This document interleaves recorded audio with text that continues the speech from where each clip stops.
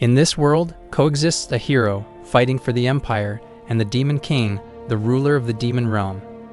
The hero's mission is to slay the Demon King, who, in turn, exists solely to kill the hero. Those loyal to the Demon King are called squad leaders, 12 powerful subordinates of the Demon King. The commander of the Zero Squad, Demon Eret, known as the Demon King's Joker, delivered a resignation letter, surprising the Demon King. Despite the chaos that ensued, Eret remained unmoved. The Demon King, unwilling to let him go, interrogated him about his decision. Eret revealed his intention to leave peacefully, prompting the Demon King's concern. A nosebleed interrupted their conversation, a consequence of Eret's battle against the hero. Summoning a Zero Squad doctor named Ben, the Demon King emphasized the urgency of Eret's recovery. Eret, born with a weak body, concealed this fact to maintain his position. Feeling like an outsider despite the reverence, Eret resolved to leave the demon realm. Ed, the counselor of the Zero Squad commander, entered, bringing news of a new cube. However, his concern for Eret overshadowed the cube's significance. Grateful but resolute, Eret yearned for a peaceful life away from the demon realm. As the Demon King contemplated Eret's resignation letter, he recalled their unpredictable encounters. From Eret's heroic feats to his unexpected loyalty, the Demon King couldn't decipher the enigma. The Demon King wondered about Eret's true intentions.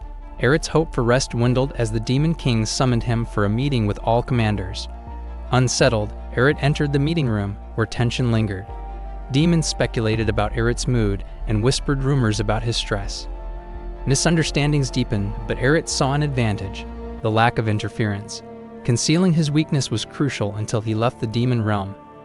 In the meeting room, commanders awaited, and Eret felt a chill of fear.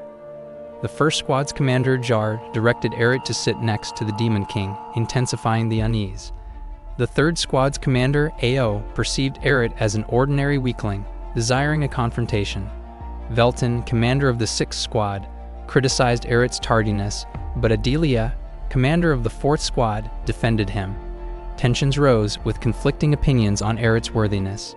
Eret maintained composure, concealing his true feelings. The meeting unfolded, promising revelations that could impact Eret's quest for a peaceful life outside the demon realm. If it was still alive, the battle raged on, and Eret, fueled by the rare demon realm wine, displayed remarkable strength. His blade danced through the horde of demonic monsters, leaving destruction in its wake. The settlement, once ablaze, now echoed with the sounds of combat. The demonic monsters, driven by instinct, faced the relentless assault of the Zero Squad.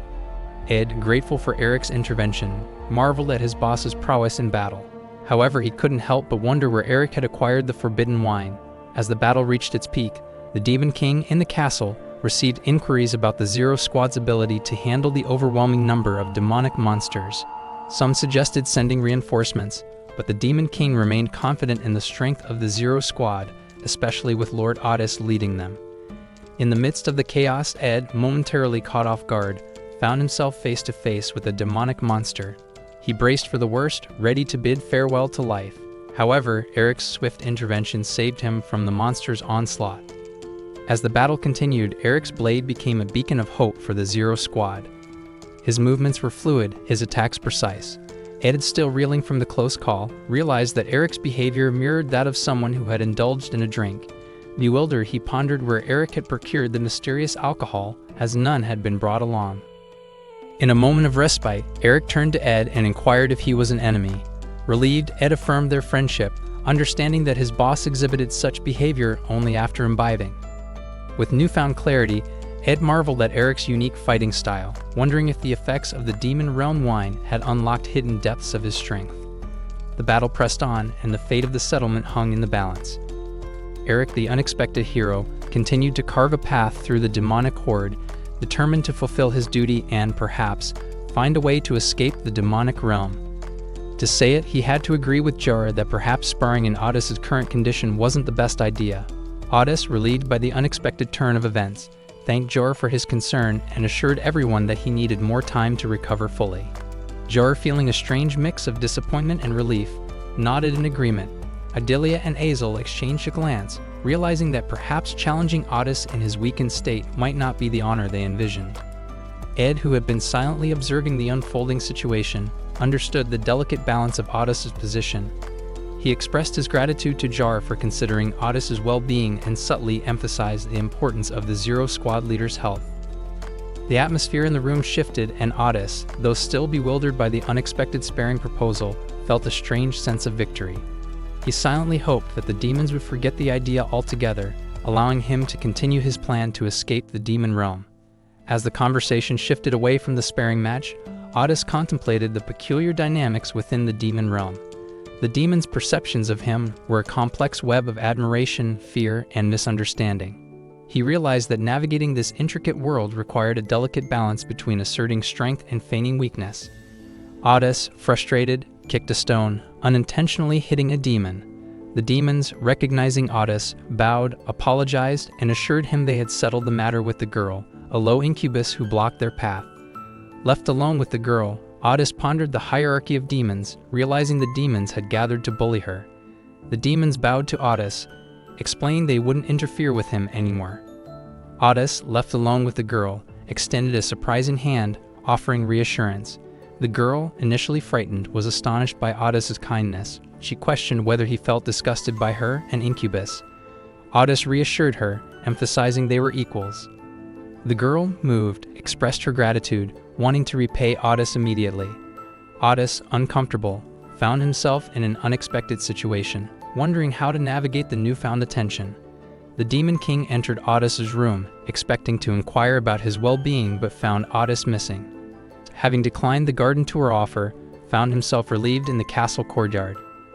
The girl, named Heen, sought to repay Otis's kindness by showing him the garden.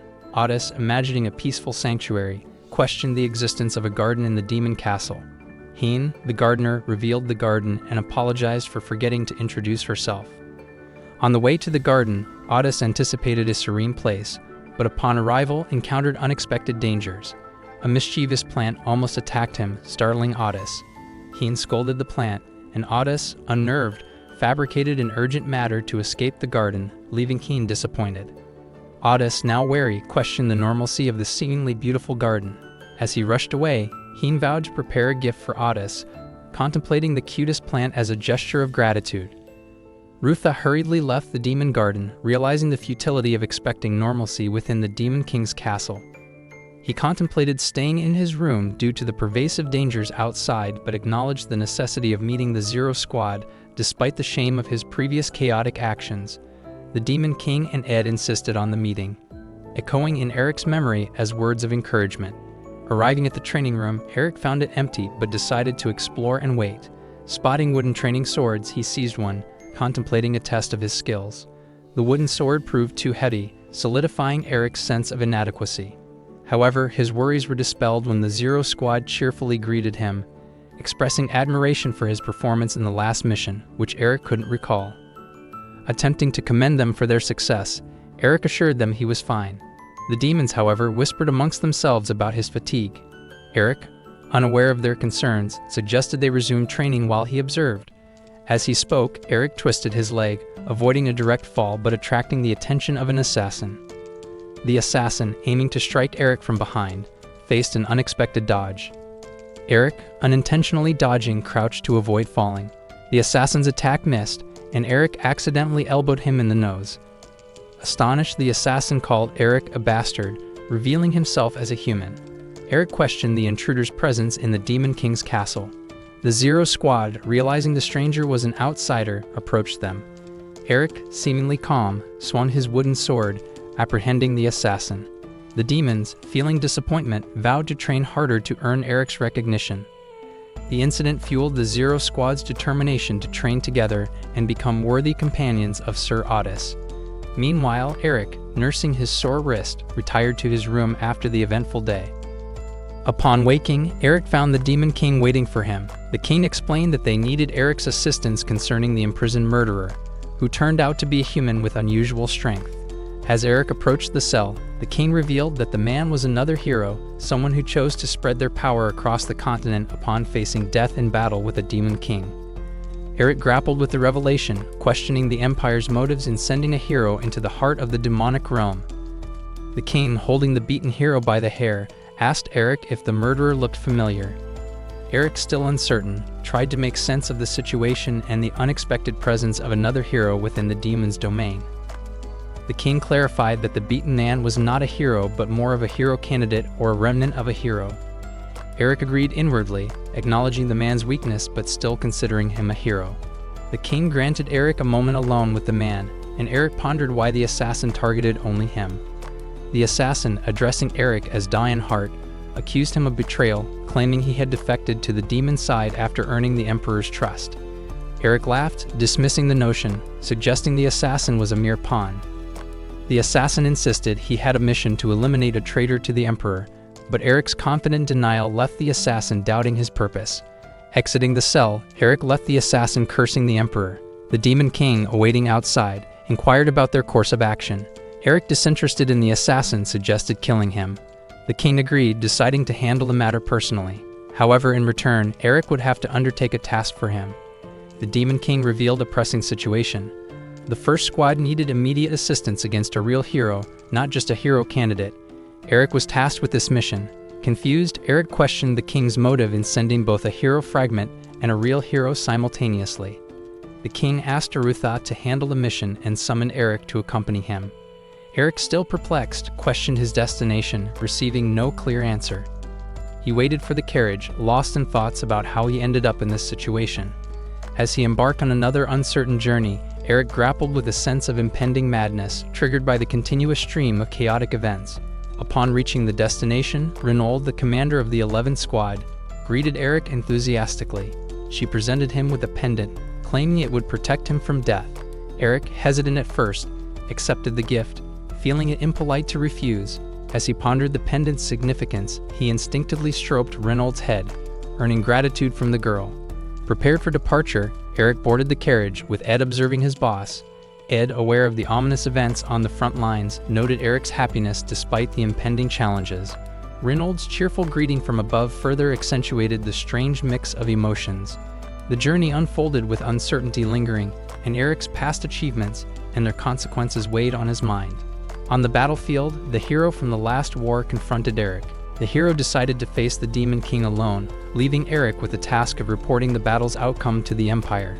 Curious about Eric's motivations, the hero departed, leaving Eric to contemplate his wishes and the Emperor's expectations. Diane Hart, stationed from afar, watched the battle unfold. Their group suffered defeat and the hero opted for self-destruct magic. Diane, conflicted and relieved, decided to report the outcome to the Emperor.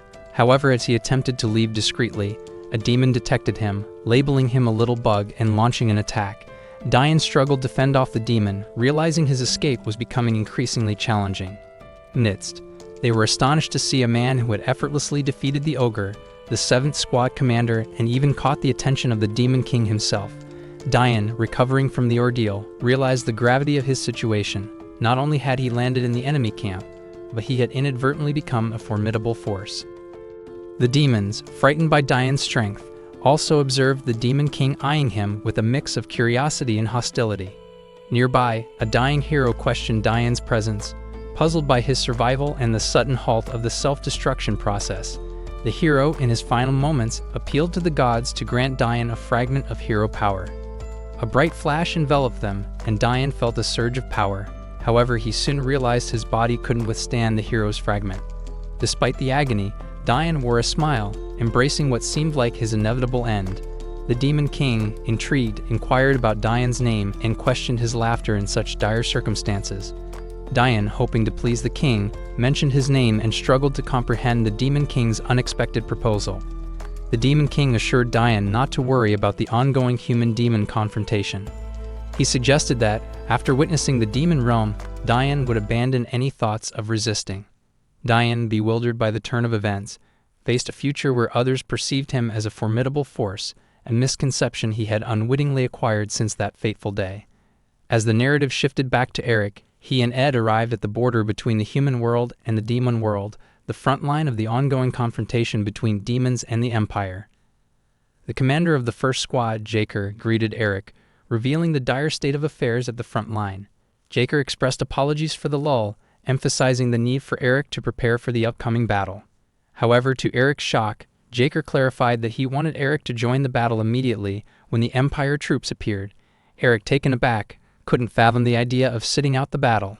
In the meantime, at the Empire's barracks, news reached Cruel, the hero, about the involvement of the commander of the Zero Squad, Joker, in the upcoming battle. Cruel, skeptical of Joker's existence, deemed it necessary to confirm the truth before devising a plan. Back in the demon realm, Ed tended to Eric's injuries, expressing concern about his well-being. Eric, contemplating his role in the upcoming battle, contemplated the loyalty Ed showed despite Eric's perceived weaknesses.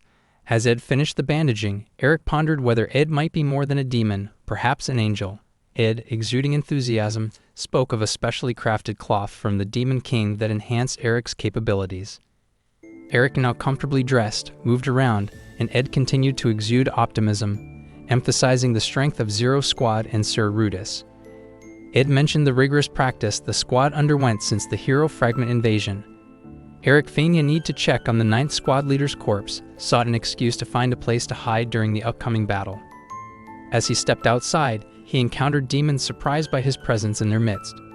Back in the demon camp, Eric pondered the recent attempt on his life and the realization that he needed to be cautious, even among his own ranks. He decided to be more vigilant and acknowledged the danger that his position as the Zero Squad commander brought. As Eric stood outside his tent, demons were mobilized to search for any remaining intruders. The commander of the first squad, Jaker, addressed the demons, emphasizing the severity of the situation and the need to ensure the safety of their camp. The demons were surprised that someone had infiltrated their territory, and Eric, though aware of the spy, kept the information to himself. Ed approached Eric, expressing apologies for not detecting the intruder sooner. Eric dismissed the apology, believing that the assassin must have been highly skilled to infiltrate undetected. He contemplated the risks of his position, realizing that even the Empire sought his demise. Meanwhile, back in the Empire's camp, Cruel, the hero, strategized with his advisor about the threat posed by the Zero Squad commander. The confirmation of the commander's abilities had shifted the balance of power, making the hero rethink his approach to the ongoing conflict. The advisor suggested finding the missing hero heart to strengthen their forces against the formidable demons. As Eric continued to navigate the complexities of his role, he seized a bottle of wine from a demon, suspecting the glass rather than the liquid. Ed confirmed that the bottle was sealed, leading Eric to declare the safety of the wine inside. However, Eric's actions also raised concerns about the potential threats within their own ranks.